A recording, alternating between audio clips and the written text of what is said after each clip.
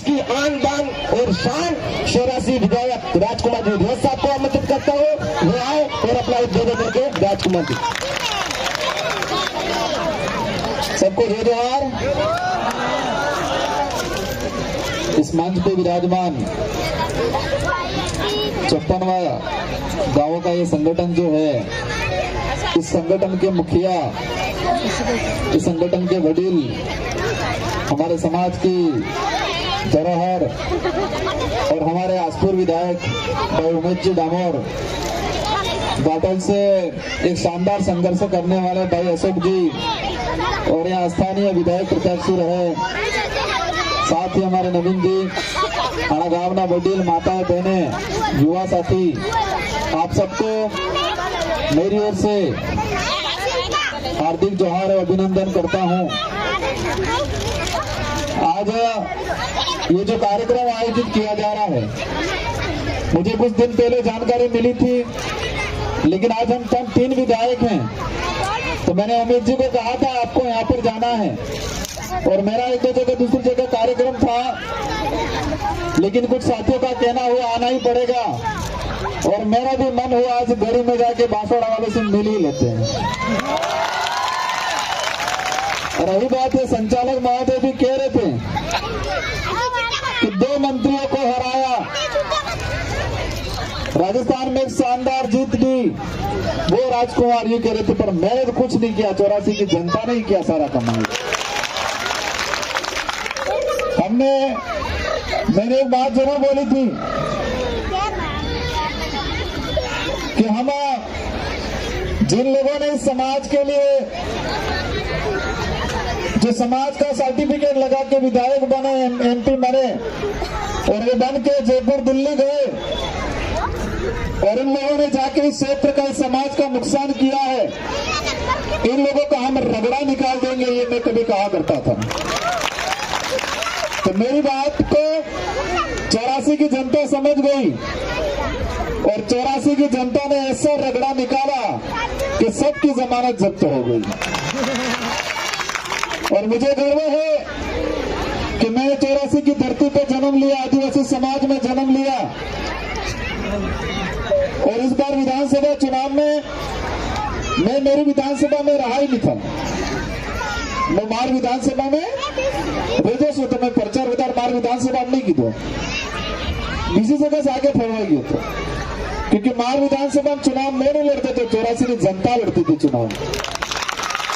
और मैं कई बार कहता हूं कि हमारे पूर्वजों ने बलिदान दिया इस देश को आजाद कराने में, और इस बलिदान को हम किताबों में पढ़ते हैं, और इन किताबों में इसलिए पढ़ते हैं कि हमको कंपटीशन एग्जाम में पास होना है, इसलिए पढ़ते हैं, वो इतिहास हम। मैं देखता हूं आज की युवा पीढ़ी, हम हमारे महापुरुषों का, जिन्होंने इस देश को आजाद कराने के लिए अपनी जानें गंवाई, त्याग दिया, भाग भाग कर जंगलों में रहा करते थे, एक शानदार एक इतिहास रहा है हमारे समाज का, गौरवशाली इतिहास रहा है, और इतिहास को हम लोग पढ़ते हैं, हमारे युवा पीढ़ी पढ़ रही है, पर इस पढ़ने के पीछे उद्देश्य क्या है? उद्देश्य मात्र ये है कि ये इतिहास पढ़ना मेरे सिलेबस में है, और मेरे सिलेबस में है तो मेरे एग्जाम में क्वेश्चन आ जाएगा, प्रश्न आ जाएगा, मैं पास हो जाऊंगा, पास हो जाऊंगी, ये सोच के पढ़ते हैं। आज गलत है कि नहीं है ये बात?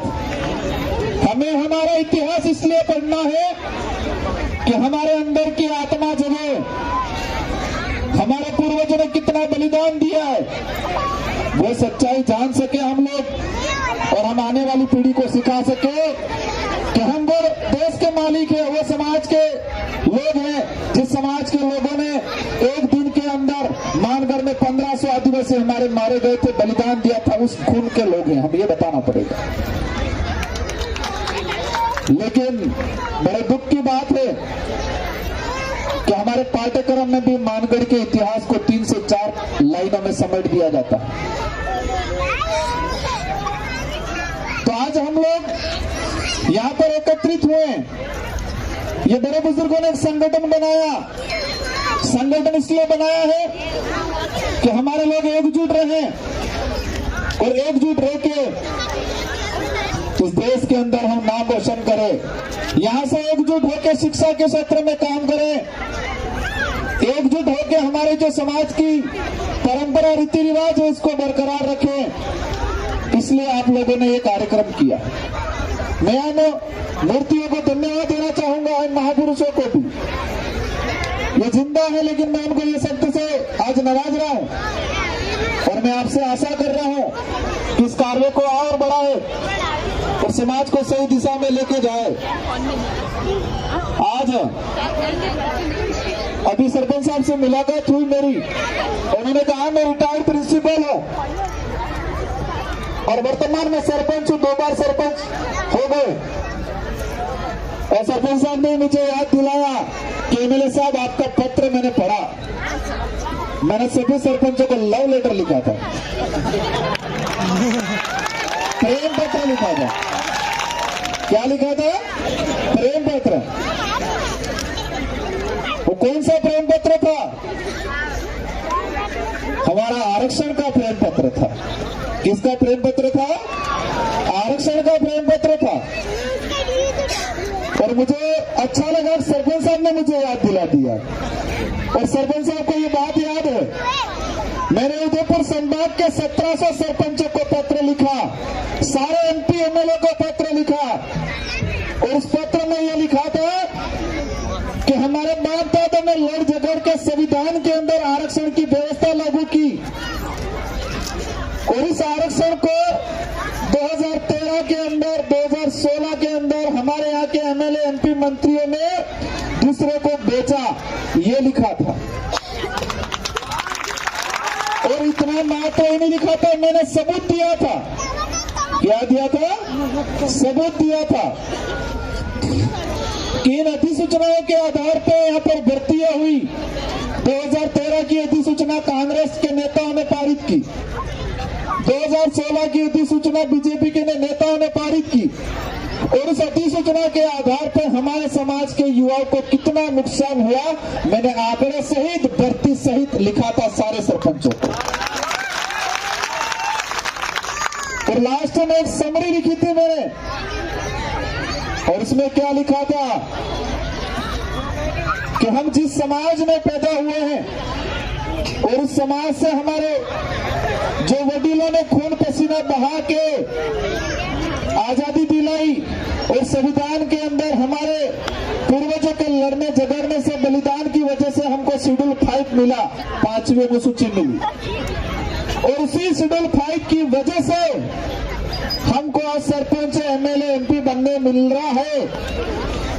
और वो शेड्यूल 5 नहीं होता तो हो सकता है मैं एमएलए या हम सब सरपंच नहीं होते।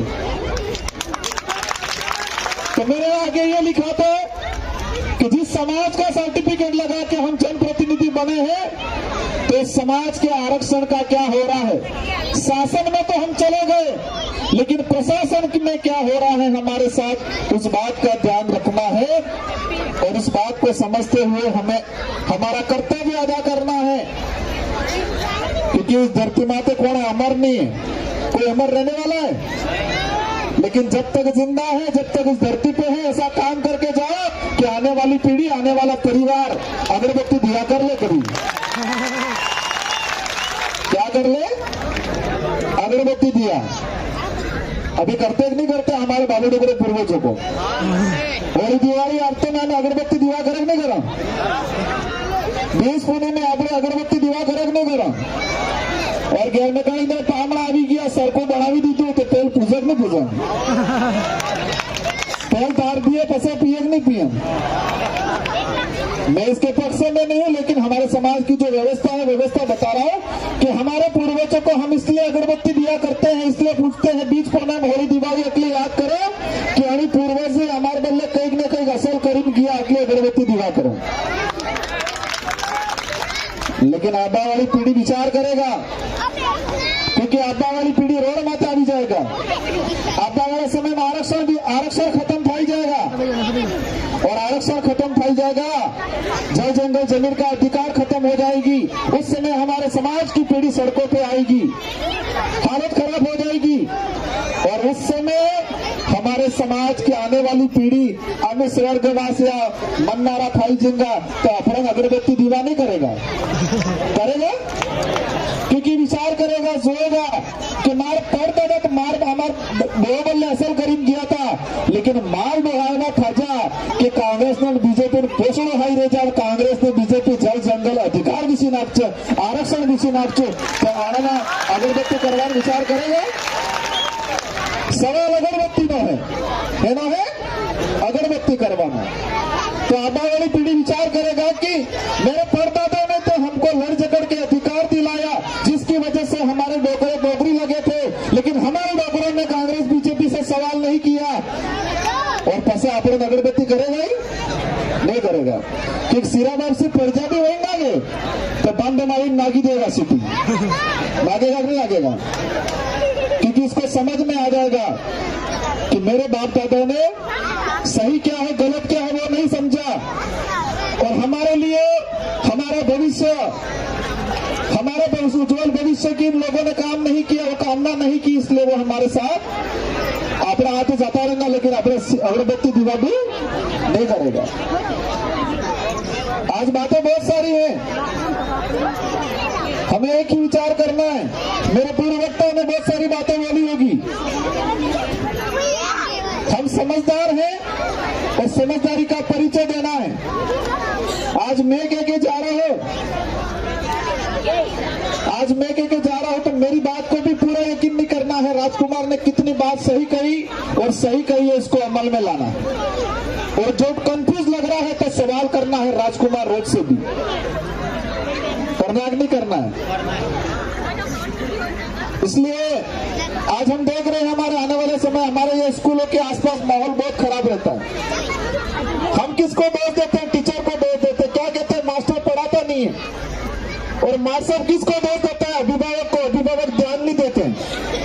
और अभिभावक और मास्टर दोनों मिलकर किसको दोष देते हैं? नेताओं को दोष देते हैं, लेकिन जिम्मेदारी कोई नहीं ले रहा है। और नेता भी किसको डांट देते हैं? मास्टर को डांट देते हैं। कह देते हैं गंगानगर हनुमानगढ़ का पानी पिला दूंगा, ही कह देते हैं। हालांकि मैं नहीं कहता हूं, मैंने 5 साल में मेरी विधानसभा में किसी भी कर्मचारी को नहीं परेशान किया, पर यहाँ मंच पे बैठे सीबीआई साहब, उनको जरूर किया मैंने। उनको मैं वहां ले गया और वहां से आने नहीं दिया, जाने नहीं दिया कहीं। इसलिए बातें बहुत सारी हैं। आज मैं अभी मंच पे 2 टॉपिक पे मेरी चर्चा हुई और दोनों टॉपिक पे भाषण दे रहा हूं। एक तो आरक्षण वाला और दूसरे मैंने पूछा कि हम भक्ति, क्योंकि सीबी साहब कहता है भक्ति न बढ़ती, तो मैं कहता ना भगत है ना हमें, तो बाबजी महाराज की भक्ति करो। बाबजी महाराज की भक्ति करेंगे ना, क्योंकि कई वडील बुजुर्ग बैठा है मंच माते, मार तो उम्र बहुत कम है। बाबजी महाराज की भक्ति कर रहे हैं हम। कुछ साथी गोविंद गुरु महाराज की करते हैं, कुछ बाबजी संत सुरमाल महाराज की करते हैं, कुछ ज्योतिष महाराज की करते हैं। इन भक्ति के बारे में भी हमने अध्ययन किया और यहाँ पर बाबजी महाराज की भक्ति का बखान हुआ, इसलिए मेरा मन कर गया एक बात बोलने का। बोलो कि नहीं बोलो? मैं बागीदोरा विधानसभा में गया था अभी प्रचार के दौरान, और बागीदोरा विधानसभा में प्रचार के बाद मैंने कुछ चर्चाएं की। बच्चों को, कार्यकर्ताओं को पूछा क्या मामला है, सब ठीक चल रहा है? माइक ने गड़बड़ दे दी।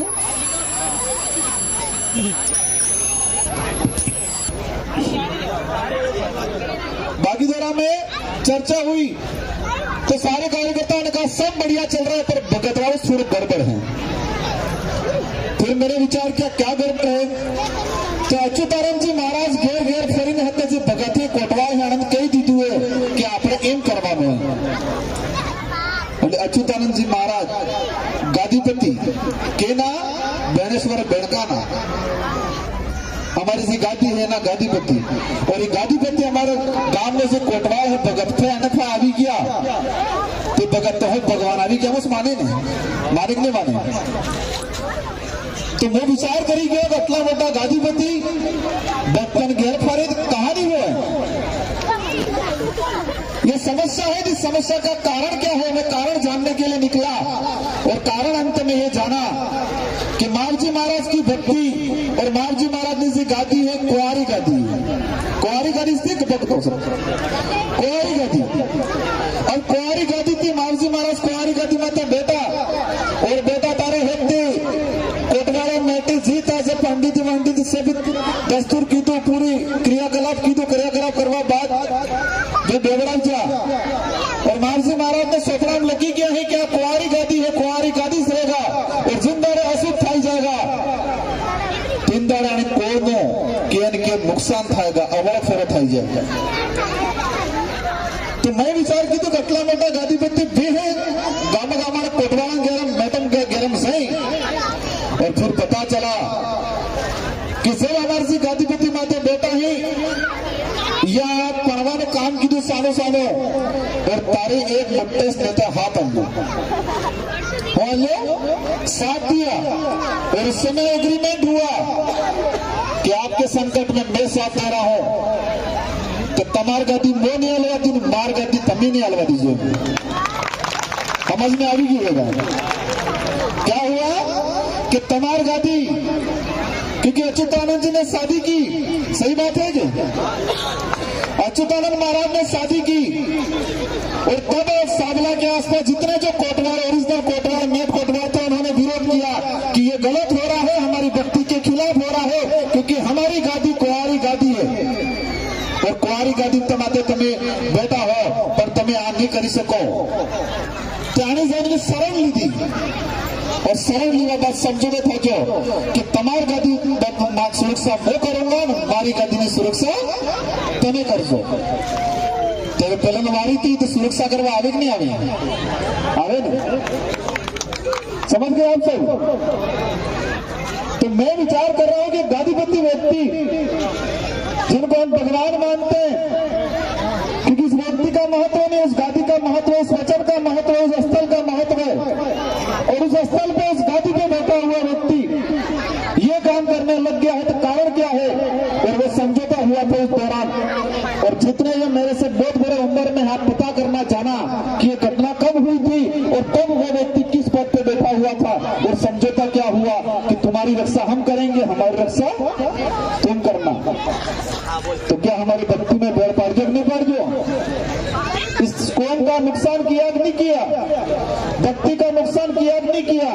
और उसका परिणाम ये है कि आज बेनेश्वर के अंदर लगभग ये 200-300 बीघा जमीन है, लेकिन हमारे समाज के नाम से कहीं 5 बीघा भी जमीन नहीं है।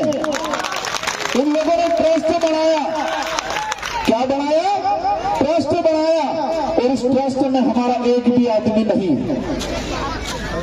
और सारी जमीनें बेच दी दूसरे लोगों को। ये समाज का नुकसान किया है। साथियों, ये क्रांति है, क्या है, क्रांति है। ये पार्टी, ये विचारधारा, ये चुनाव लड़ने के लिए ही नहीं है। चुनाव एक माध्यम है, एक आधार है। ये आने वाले भविष्य का निर्माण करना है। हमारा तो हो गया, लेकिन आने वाले बच्चों का भविष्य किस तरह से तय करना है, उसकी लड़ाई है ये।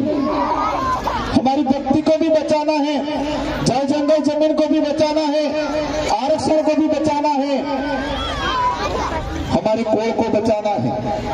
ये लड़ाई है। हर व्यक्ति को कुछ न कुछ करके जाना है। किसी भी व्यक्ति को, किसी भी महिला को अपने आप को कमजोर या छोटा नहीं समझना है। हर व्यक्ति अपने आप में एक महत्वपूर्ण है, ताकतवर है। और हम जहां पर भी है, जिस भी पद पे हैं, हमें अच्छा काम करके जाना है, आने वाली पीढ़ी के लिए काम करके जाना है। तात्काल के लिए नहीं सोचना है। वर्तमान में तो सब जीते हैं, भविष्य का सोचना है, भविष्य का निर्माण करके जाना है। मुझे आप सबसे उम्मीद है कि मेरी जो बातें हैं वो समझी होगी। और यहाँ के साथियों ने मुझे दिया है एक चिट्ठी, वो वसुंधरा और भजनलाल वाली चिट्ठी नहीं है, उस पर भी बात कर लेते हैं, उस पर भी बात कर लेते हैं। क्या देश के अंदर वर्तमान में लोकतंत्र है, राजतंत्र है? पानी हलवाने में राजस्थान के अंदर या देश के अंदर लोकतंत्र है, राजतंत्र है?